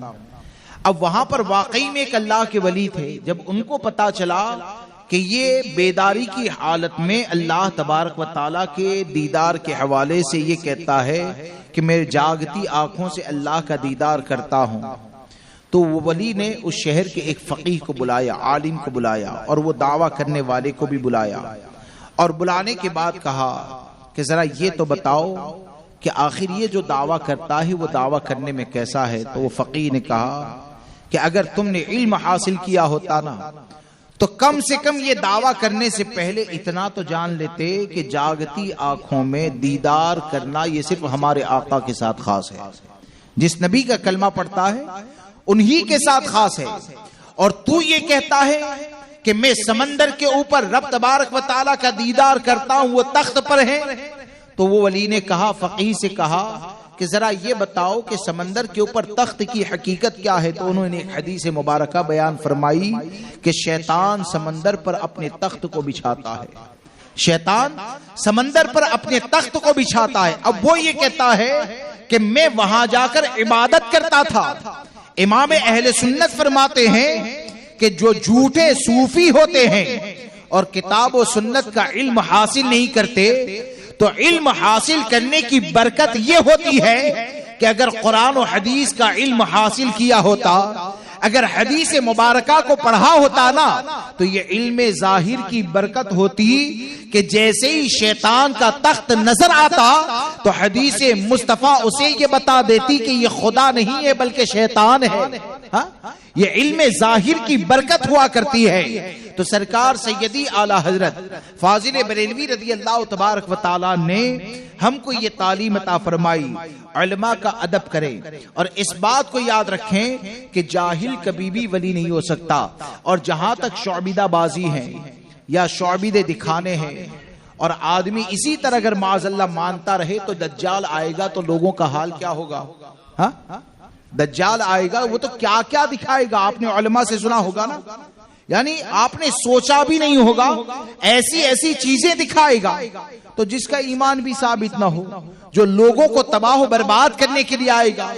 لوگوں کے ایمان و عقیدے کو خراب کرنے کے لیے آئے گا، اور نہ جانے کتنا ظلم کرے گا، تو وہ دجال کہ جس کا معاملہ یہ ہے، تو کیا ہم دجال کی پیروی کریں گے؟ یقین جانے ہم کو اسلام نے یہ طریقہ عطا فرمایا کہ جو شریعت مطہرہ کی پابندی کرے گا اور متقی ہوگا، تو متقی سے اگر خلاف عادت بات ظاہر ہو جاتی ہے تو اسی کو کرامت کہا جاتا ہے۔ مثال کے طور پر اگر اسی طور پر لوگوں کو ولی مان لیا جائے تو جے پال جوگی جو ابھی ایمان نہیں لائے تھے، تو کیا آپ نے نہیں دیکھا کہ سرکار غریب نواز سے جب مقابلہ ہوا تو جے پال جوگی بھی تو آسمان میں اڑتا ہے، لیکن کبھی کسی عالم کی زبان سے آپ نے یہ نہیں سنا کہ جے پال جوگی نے آسمان میں اڑ کر کرامت کو دکھایا؟ آپ نے یہ ضرور سنا ہوگا کہ غریب نواز کی کھڑاؤ یہ آسمان میں اڑی تو یہ غریب نواز کی کرامت ہے۔ میں صرف ایک سوال کرنا چاہتا ہوں کہ جے پال جوگی یہ آسمان میں اڑتا ہے تو اسے جادو کہا جاتا ہے، اور غریب نواز کی کھڑاؤ آسمان میں اڑتی ہے تو اسے کرامت کہا جاتا ہے۔ آخر فرق کیا ہے؟ فرق یہ ہے کہ غریب نواز کی کھڑاؤ اڑتی ہے تو یہ اس کے حکم سے اڑی کہ جس کے سر کے اوپر الذین آمنوا وکانوا یتقون کا تاج پایا جاتا ہے، یعنی جس کے سر کے اوپر ایمان اور تقوی کا تاج ہوتا ہے، اگر اس کے حکم سے کھڑاؤ اڑنے لگے تو اسے کرامت کہا جاتا ہے، اور جہاں پر ایمان ہی نہ پایا جاتا ہو تو یقین جانے وہ سمندر پر چلنے بھی لگے تو اسے جادو ہی کہا جاتا ہے۔ لہذا دوستو حقیقت کو پہچانے. آج حالات اتنے زیادہ ابتر ہے اور ایسے شعبدہ باز. میں آپ کو بات بتاؤں، ہمارے یعنی کئی گواہ، تقریباً 100 گواہ تو میں پیش کر سکتا ہوں کہ حالات کیسے ہیں اور یہ جھوٹے لوگوں کے پیچھے جانے کا نتیجہ کیا ہوتا ہے. یہ بڑوچ کے علاقے کے ہی ہے. واگرا میں ایک آدمی یعنی سفلی وغیرہ کرنا جانتا تھا. اب اس کا نام جو ہے نا وہ اصل گوردن چلا. کیا نام تھا؟ گوردن اس کا نام تھا. یعنی ہندو طبقے میں بھی جو سب سے نچلا طبقہ ہے بنگی وغیرہ کا، اس سے وہ تعلق رکھتا تھا. اب اس نے کیا کیا کہ داڑھی وغیرہ رکھوا لی. ہاں، داڑھی وغیرہ رکھوا لی اور ایک مشہور عالم کے باپ نے ہی اس کو پناہ دی اور سمجھنے لگے کہ معاذ اللہ یہ سید ہے. اب اس کو مسجد میں لے جائے تو نماز پڑھتے آتا نہیں تھا تو لوگ یہ سمجھتے تھے. ہمارے یہاں تو کئی شعبے ہیں نا، یعنی پاگل ہو اس کو بھی مستان ہی بنا دیتے ہیں، مجذوب ہی بنا دیتے ہیں. اب مجذوب کو پہچاننے والے کہاں؟ تو وہ کیا سمجھتے تھے کہ یہ تو حضرت ہیں، تو بولے کہ وہ تو مستان آدمی ہے، وہ رکوع کی جگہ سجدہ کرے، سجدے میں بیٹھ جائے، کچھ بھی کرے. یعنی پورا واگرا تقریباً 70 سال سے زیادہ اس کی عمر. معاذ اللہ اگر وہ مر جاتا نا تو اس کا مزار ہی بنتا. لیکن اللہ کا کرم یہ ہوا کہ ولن پالج کے قریب ایک گاؤں ہے، تو وہاں کا ایک آدمی جمعہ کے دن وہاں سے گزرا تو یہ لمبی داڑھی کے ساتھ باہر کھڑا ہے اور داڑھی والے مسلمان اس کے ہاتھ چوم رہے ہیں. تو اس نے اپنی رکشا کو رکوایا اور ایک کو بلایا. بولے کہ کس کے ہاتھ چوم رہے؟ بولے کہ بہت بڑے سید صاحب ہے. ارے بولے کہ سید کی بات کرتا ہے، یہ مسلمان نہیں ہے. ہاں، تو سید کی بات کرتا ہے، یہ تو مسلمان نہیں ہے. تو اس کو مارنے کے لیے لیا. تو اس نے کہا کہ میں تمام پروف لا کر دیتا ہوں. اور اس نے جب ولن سے سب پروف لا کر دیے نا، تب لوگوں کو پتا چلا کہ سید ہونا تو دور کی بات ہے، وہ تو ایک بنگی سے تعلق رکھتا ہے. اور اس کو وہاں سے نکالا گیا. اب اس کے شعبدے کیسے تھے معلوم ہے؟ ہاں، لوگ اس کے منہ کا نوالا کھاتے تھے. اور مولانا مقصود کر کے میرے ساتھی جو امریکہ میں ہے نا، انہوں نے مجھے کہا کہ حضرت میرے سامنے کی بات ہے کہ بارش ہو رہی تھی اور مجھے کہا کہ دیکھو میں بارش کو بند کر کے دکھاتا ہوں. ایسے انگلی سے اشارہ کیا، بارش بند ہو گئی. تو کیا اس کو ولی مان لیا جائے گا؟ اس بات کو یاد رکھ کے چلے، اپنے ایمان عقیدے کی حفاظت کرے اور اس بات کو یاد رکھے کہ یہ تمام چیزیں ولایت کا دار و مدار نہیں ہے. ولایت کا دار و مدار تقوی، پرہیزگاری پر ہے، ایمان کی سلامتی پر ہے. اور سب سے بڑی ولی کی کرامت یہ ہوتی ہے. اور اسی لیے بزرگوں نے فرمایا کہ کرامت، سب سے بڑی کرامت یہ ہے کہ شریعت پر استقامت. اور اعلیٰ حضرت علی رحمت و رضوان نے شریعت کے اوپر استقامت کو جو بزرگوں نے سب سے بڑی کرامت کہا نا، تو اس کے پیچھے علت امام اہل سنت نے ایک بہت پیاری بیان فرمائی کہ جہاں پر کرامتوں کا ظہور ہوتا ہے وہاں پر ایک دھوکے کا بھی خطرہ ہوتا ہے کہ ہو سکتا ہے کہ آدمی دھوکا کھا جائے. لیکن جہاں پر شریعت کا عمل ہوتا ہے تو وہاں پر دھوکے کا کوئی خطرہ نہیں ہوتا ہے، بلکہ شریعت پر عمل یہ ایسا راستہ ہے کہ بقول امام احمد رضا سیدھی سڑک یہ شہر شفاعت نگر کی ہے. لہذا ولیوں سے محبت کریں. ولی کسے کہتے ہیں اسے پہچانے، اور ان کو پہچاننے کے ساتھ انہوں نے جو مشن ہم کو دیا اس مشن کے اوپر عمل کرتے ہوئے شریعت مطہرہ کی پابندی کریں. ایک مرتبہ درود پاک پڑھ لیجیے. اللہم صلی علی سیدنا و مولانا محمد معدن الجود والکرم والہ الکرام و اصحابہ العظام وابنہ الکریم وبارک وسلم صلاۃ و سلام علیک یا رسول اللہ صلی اللہ تعالی علیہ وسلم. اب ایک بات یہ کہ یہ تمام چیزیں یعنی خرافات سے اگر بچنا ہے، حق اور باطل کو اگر پہچاننا ہے، اور آپ یہ چاہتے ہیں کہ آپ کا مستقبل کیا آپ کی قبر و حشر سور جائے، تو علم دین حاصل کریں. ابھی آپ نے سنا اور سرکار غوث اعظم رضی اللہ تبارک و تعالیٰ نے تو خود فرمایا درست العلم حتی صرت قطبہ، کہ میں نے اتنا علم حاصل کیا کہ یہاں تک کہ اللہ تبارک و تعالیٰ نے قطب کا مقام اور مرتبہ مجھے عطا فرمایا. تو یہ علم دین کی برکت ہوتی ہے. بلکہ ہمارے جتنے بھی بزرگان دین گزرے، ہم امام اہل سنت سے محبت کرتے ہیں. تو امام اہل سنت نے اتنا زیادہ علم دین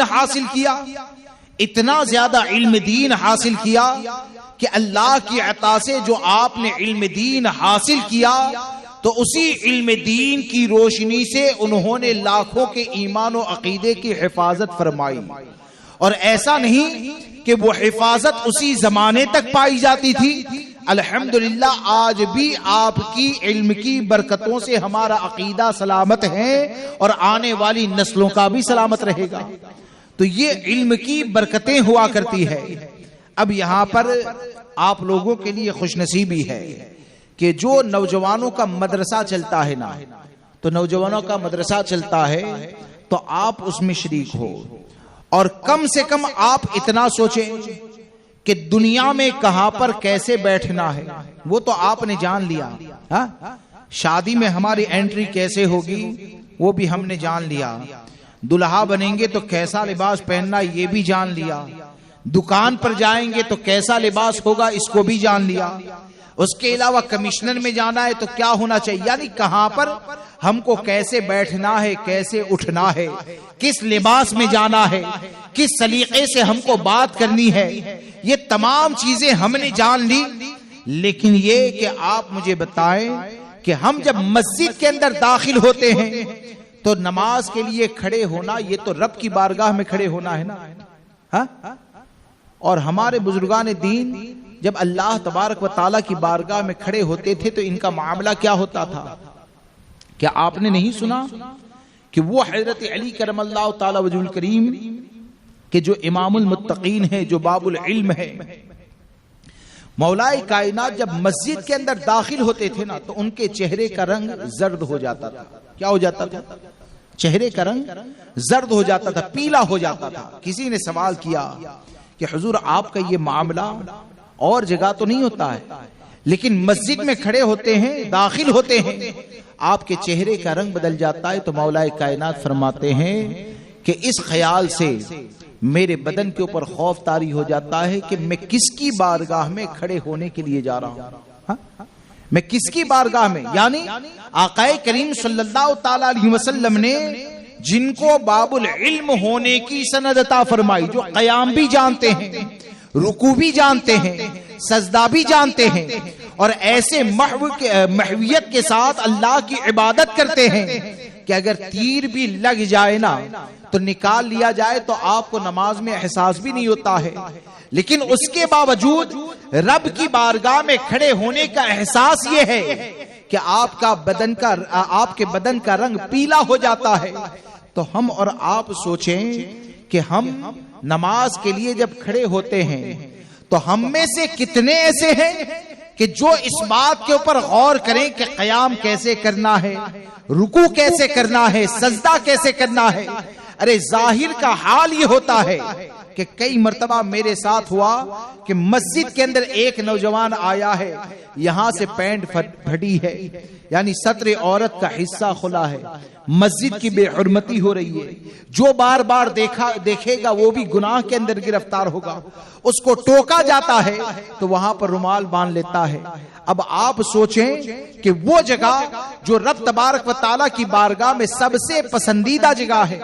اور رب کی بارگاہ میں حاضر ہونے کے لیے آتا ہے، لیکن اس کو اتنا بھی احساس نہیں ہے کہ لباس کیسا ہونا چاہیے. بہت سے لوگ ایسے ہیں جو جاندار کی تصویر والے کپڑے پہن کر آ جاتے ہیں، خود کی عبادت برباد کرتے ہیں اور دوسروں کی عبادت کو بھی داؤ پہ لگاتے ہیں. بہت سے لوگ ایسے ہیں کہ جن کو قیام، رکوع، سجود کے بارے میں پتہ نہیں ہے، اور اگر یہ بھی پتہ ہو تو بغیر کسی مبالغہ کے 95% عوام میں سے ایسے ہیں کہ وہ اگر رب تبارک و تعالیٰ کی بارگاہ میں حاضر ہوتے ہیں تو ان کو اتنا بھی احساس نہیں ہوتا ہے کہ قرآن مقدس کی تلاوت کیسے کی جائے. معاذ اللہ، قرآن مقدس کی تلاوت کیسے کی جائے، اس کی اہمیت تو سمجھے. قرآن مقدس، اس کی تلاوت کی اہمیت کے اوپر غور کریں. اور وہ نوجوان کا طبقہ جو رزق حلال کے لیے یا مال کو جمع کرنے کے لیے اتنی کوششیں کرتا ہے، اپنی نسل کے لیے مال کو جمع کرنے کے لیے وہ مدرسہ نہیں جوائن کر پاتا، علم دین حاصل نہیں کر پاتا، قرآن کو صحیح پڑھ نہیں پاتا ہے، تو آپ مال جمع کر کے اگر چلے گئے تو میں صرف آپ سے ایک بات کہتا ہوں کہ آپ چلے جائیں گے تو آپ نے اپنے بچوں کے لیے مال کو چھوڑا، دکان چھوڑی، کاروبار چھوڑا. اب آپ مر گئے تو زیادہ تر تو ایسے ہیں کہ ان کو نماز جنازہ میں کیا پڑھنا ہے وہ بھی پتا نہیں. یعنی تم نے جس کے لیے مال کو چھوڑا وہ اس لائق بھی نہیں ہے کہ نماز جنازہ میں شریک ہو کر تمہارے لیے بخشش کی دعا کرے. اگر تم نے اپنی اولاد کو چھوڑا اور قرآن پڑھنا نہ تو خود سیکھے نہ تو اپنے بچوں کو سکھایا، تو اگر کبھی یاد بھی تمہاری آ گئی اور وہ تمہاری قبر کے اوپر اگر آ گیا اور الحمد شریف پڑھ کے اگر تلاوت کی، یاسین شریف پڑھ کے اگر تلاوت کی، تو اس کو تلفظ کی ادائیگی ہی نہیں آتی ہے، تو بغیر تلفظ کی ادائیگی کے قرآن کو پڑھنا یہ ناجائز و حرام ہوتا ہے، اور حرام کے اوپر ثواب ملے گا یا گناہ ملے گا. اب آپ بتائیں کہ وہاں پر اگر بغیر تجوید کی رعایت کرتے ہوئے،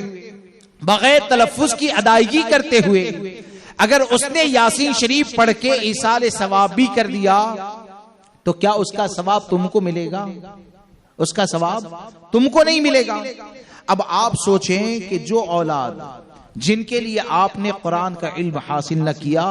قرآن کو صحیح طریقے سے پڑھنا نہ سیکھا، اس اولاد کے لیے تم نے کاروبار بھی چھوڑا، مال بھی چھوڑا، سب کچھ چھوڑا، لیکن افسوس یہ ہے کہ اتنا بھی اس کو لائق نہ بنایا کہ اگر کبھی تمہاری یاد آ جاتی تو وہ صحیح طور پر الحمد شریف پڑھ کے مخارج کی ادائیگی کے ساتھ تم کو ایصال ثواب کرتا، تو کم سے کم اس کی برکتوں سے تمہاری قبر کی وحشت تو دور کر دی جاتی. اتنا تو کم سے کم علم سکھانا تھا. لہذا دوستو اس بات کو یاد رکھ کے چلے کہ یہ جو نوجوانوں کا مدرسہ چلتا ہے تو وہاں پر آپ خود بھی جائیں، اور یہاں پر عمر کی کوئی قید نہیں ہے، عمر کے حوالے سے کوئی قید نہیں ہے، بڑے لوگ بھی جا سکتے ہیں. جا کر تجوید کے ساتھ، وقت کی پابندی کے ساتھ، 1 گھنٹے کا وقت ہے تو اس کے اندر جائیں، علم دین حاصل کریں اور قرآن کو ایسے طریقے سے پڑھیں کہ کم سے کم یہ سوچیں کہ جب کسی دنیا دار کے پاس جانے کے آداب آپ نے سیکھ لیے تو جس رب نے ہمیں ایمان کی دولت عطا فرمائی، جس رب نے ہمیں تمام نعمتیں عطا فرمائی، تو ہم نے اللہ تبارک و تعالیٰ کی بارگاہ میں کیسے کھڑے ہونا ہے اسی کے آداب اگر نہ سیکھیں. جو قرآن آقا کریم صلی اللہ تعالیٰ علیہ وسلم پر نازل ہوا، جس طرح ہمارے بزرگوں نے تلاوت کیا، یعنی اتنی بڑی نعمت کہ اگر ایک حرف کو ادا کر دیا جائے تو اللہ تبارک و تعالیٰ 10 نیکیاں عطا فرماتا ہے. یعنی سیکھ لینے سے اس کی برکتوں کا عالم کیا ہوگا کہ چلتے پھرتے بھی اگر آپ نے الف لام میم اگر کہہ دیا تو آپ کاروبار بھی کر رہے ہیں، اور کاروبار کے ساتھ اللہ تبارک و تعالیٰ پڑھنے کی بنیاد پر آپ کو 30 نیکیاں بھی عطا فرمائے گا. یعنی 1 سال 2 سال کوشش کرنے سے یہ برکتیں حاصل ہوگی. لہٰذا وقت کی پابندی کے ساتھ نوجوانوں کے مدرسے میں بھی شرکت کریں، اس کو ترقی دینے کی کوشش کریں، بلکہ اس کام کو اتنی تیزی کے ساتھ سب مل کر آگے پھیلائیں کہ ہمارے نوجوان ایسے ہو جائے کہ جب بھی وہ اپنی نماز کے لیے کھڑے ہو تو کم سے کم نماز میں قرآن کو جس طرح پڑھا جاتا ہے اس طرح تلاوت کر پائے. اور جب وہ خود اچھے سے تلاوت کریں گے تو مدرسے میں بچہ تجوید کے ساتھ پڑھتا ہے یا نہیں پڑھتا ہے تو اس کا اندازہ بھی ہوگا. اللہ تبارک و تعالی مجھے آپ کو سب کو اولیاء کرام کے فیض و برکات عطا فرمائے. بولنے کے درمیان جانے انجانے اگر کسی بھی قسم کی غلطی ہو گئی ہو تو آپ سب کو گواہ بنا کر دل کی گہرائی سے توبہ کرتا ہوں. استغفر اللہ ربی من کل ذنب واتوب الیہ، لا الہ الا اللہ محمد رسول اللہ صلی اللہ علیہ وسلم. السلام علیکم ورحمۃ اللہ.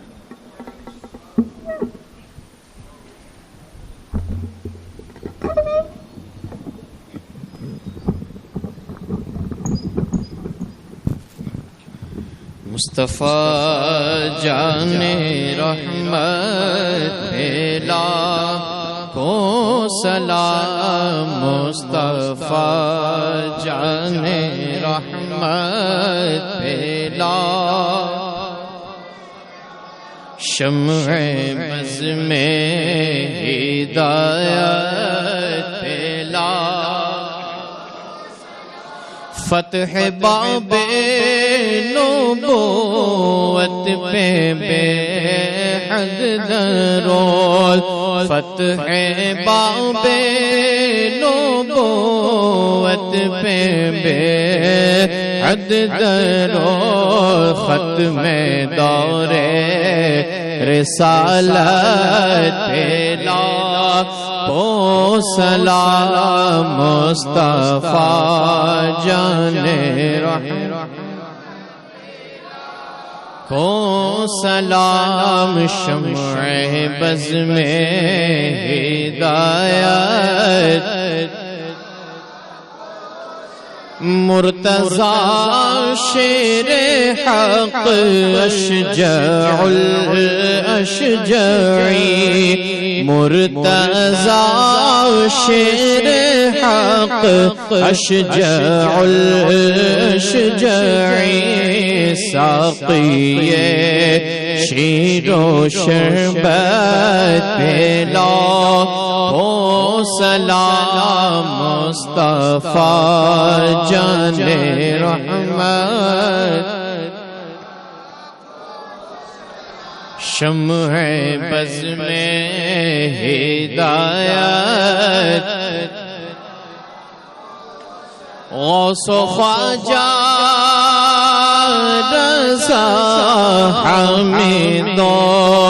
مصطفیٰ غوث و خواجہ رضا حمید و مصطفیٰ پنجے گنجے ولایت پہ لاکھوں سلام مصطفیٰ جان رحمت پہ لاکھوں سلام شمع بز میں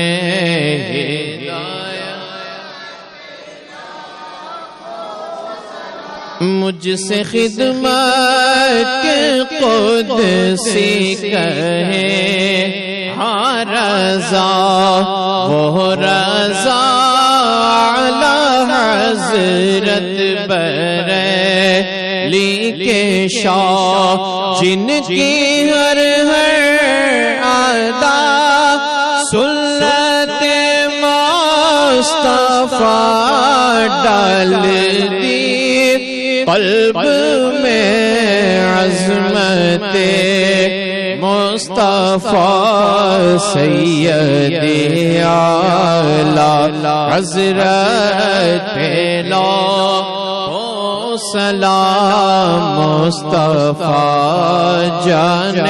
رحمت پہ لاکھوں شمع بز میں ہدایت پہ لاکھوں یا نبی سلام علیکہ یا رسول سلام علیکہ یا حبیب سلام علیکہ صلوات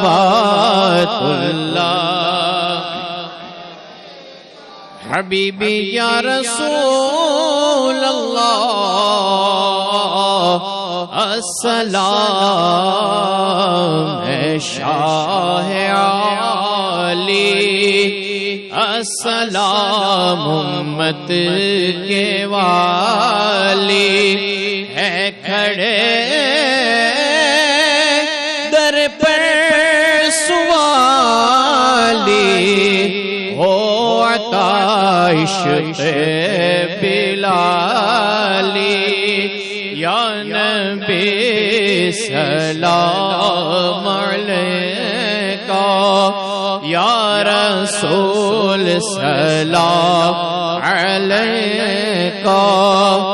یا حبیب سلام علیکہ صلوات اللہ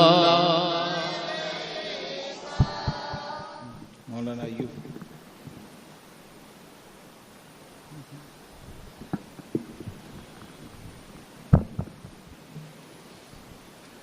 الصلاة والسلام عليك يا نبي الله الصلاة والسلام عليك يا رسول الله الصلاة والسلام عليك يا حبيب الله الصلاة والسلام عليك يا نور من نور الله وعلى آلك وأصحابك يا رسول الله صلى الله تعالى عليه وسلم. تشریف رکھیں.